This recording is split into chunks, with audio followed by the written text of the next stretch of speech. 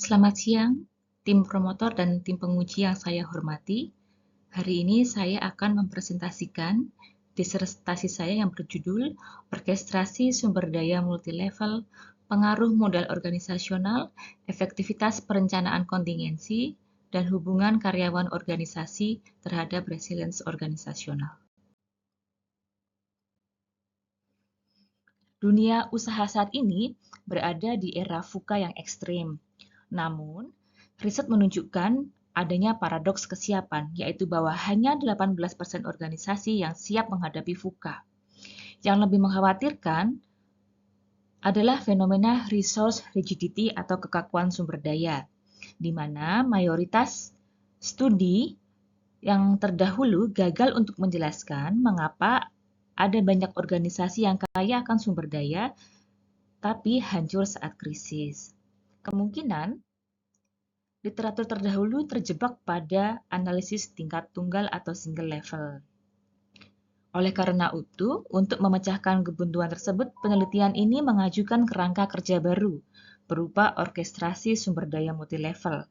Kami menyinergikan level mikro, yaitu kapasitas adaptif dan psikologis karyawan, level meso, kapabilitas modal dan perencanaan organisasi, dan level makro, ekosistem pariwisata disruptif untuk menghasilkan resilience organisasional yang berkelanjutan.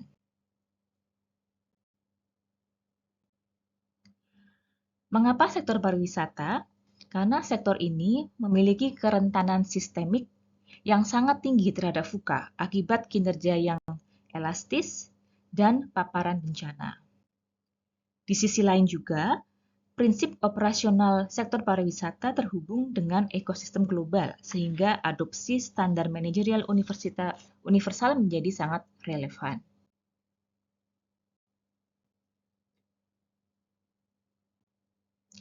Resilience bukanlah fenomena yang terisolasi. Oleh karena itu, penelitian ini berusaha untuk menyintesiskan secara erat 4 teori dasar, yaitu Resource Orchestration Theory dan High Reliability Theory di level meso, kemudian diperkuat oleh Organizational Support Theory di level mikro, dengan Multilevel Network Theory sebagai jembatan relasional. Maka di sini dukungan psikologis di level mikro akan memperkuat kapasitas teknis di level meso untuk menahan tekanan makro VUCA. Berdasarkan sintesis tersebut, maka kami merumuskan model konseptual yang menguji pengaruh 4 dimensi modal terhadap resilience, yaitu nanti menjadi hipotesis H1A sampai dengan hipotesis H1D. Kemudian ada hipotesis peran moderasi lintas level, menjadi hipotesis 2 dan hipotesis 3. Selanjutnya adalah konsekuensi resilience terhadap kinerja menjadi hipotesis 4, dan terakhir adalah peran mediasi penuh resilience di hipotesis kelima.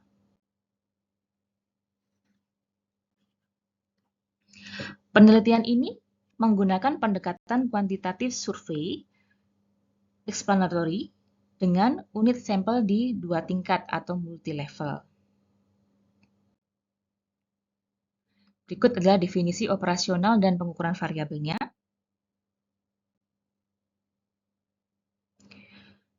Berikut adalah populasi, sampling, dan pengumpulan data.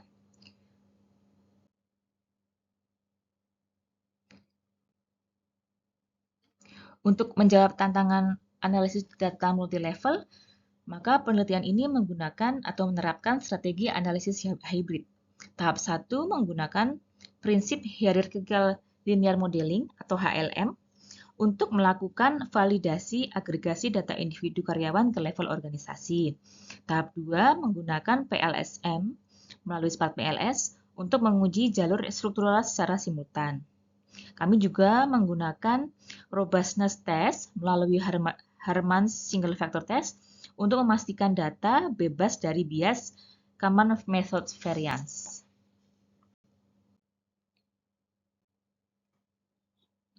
Penelitian ini berhasil mengumpulkan data di organisasi sebanyak 132, kemudian data di tingkat individu karyawan sebanyak 543.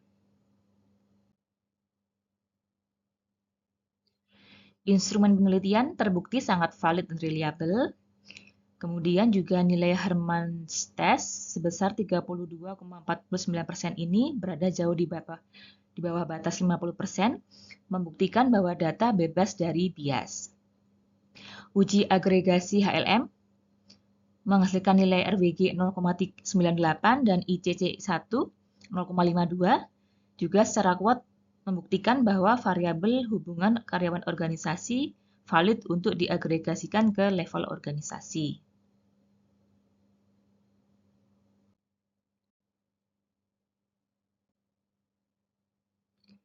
Model struktural memiliki relevansi prediktif yang kuat, mampu menjelaskan 68,7% varians resilience organisasional. Hasil pengujian menunjukkan bahwa seluruh pengaruh utama dimensi modal, yaitu modal ekonomi, modal sosial, modal manusia, dan modal fisik, berpengaruh positif dan signifikan terhadap resilience, sehingga mendukung hipotesis H1A hingga H1D. Dan riset ini juga membuktikan bahwa resilience secara signifikan meningkatkan kinerja. Itu menjawab hipotesis keempat. Untuk efek moderasi dan mediasi, ini merupakan temuan yang penting dalam disertasi ini, yaitu bahwa hipotesis moderasi H3 dan H4 ditolak secara statistik. Efektivitas perencanaan kontingensi atau EPK dan hubungan karyawan organisasi atau HKO tidak memoderasi hubungan antara modal dan resilience. Walaupun demikian, penolakan ini justru menyingkap beberapa fakta strategis baru. Melalui jalur non-hipotesis, efektivitas perencanaan kontingensi berhasil terbukti memiliki pengaruh langsung yang sangat kuat terhadap resilience. Hal ini menunjukkan bahwa di era disrupsi yang ekstrim, perencanaan kontingensi itu bukan sekedar alat pendukung yang biasa atau hanya sebagai moderator, tapi melainkan menjadi kapabilitas dinamis yang mandiri.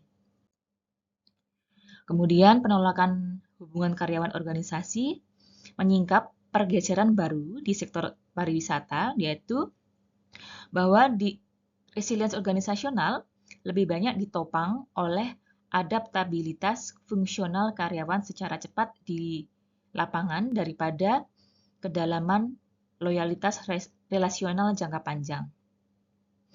Ini merupakan micro foundation yang unik dalam industri jasa.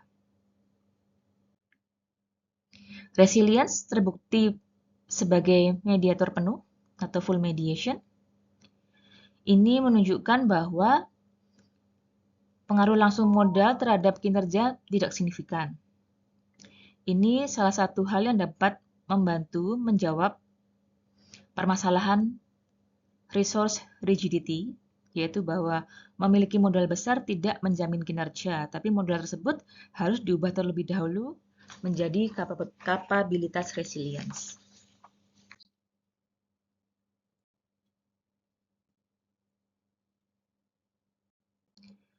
Sebagai kesimpulan, disertasi ini berhasil memberikan kontribusi teoritis berupa artikulasi konsep baru dari orkestrasi sumber daya multilevel, yang semula merupakan atau bersifat aset-sentrik menjadi proses-sentrik. Kemudian, secara praktis, riset ini memandu para praktisi untuk beralih dari sekedar akumulasi aset menuju orkestrasi aktif portofolio modal, serta mereposisi perencanaan kontingensi sebagai fondasi operasional yang dinamis berbasis skenario. Untuk membuat kebijakan, intervensi tidak boleh terjebak pada bantuan fisik, melainkan membangun ekosistem pendukung yang kuat untuk menciptakan ketahanan kolektif atau collective resilience.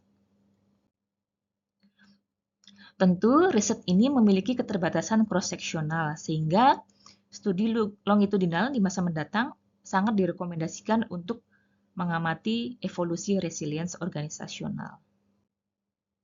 Berikut adalah daftar pustaka yang saya gunakan.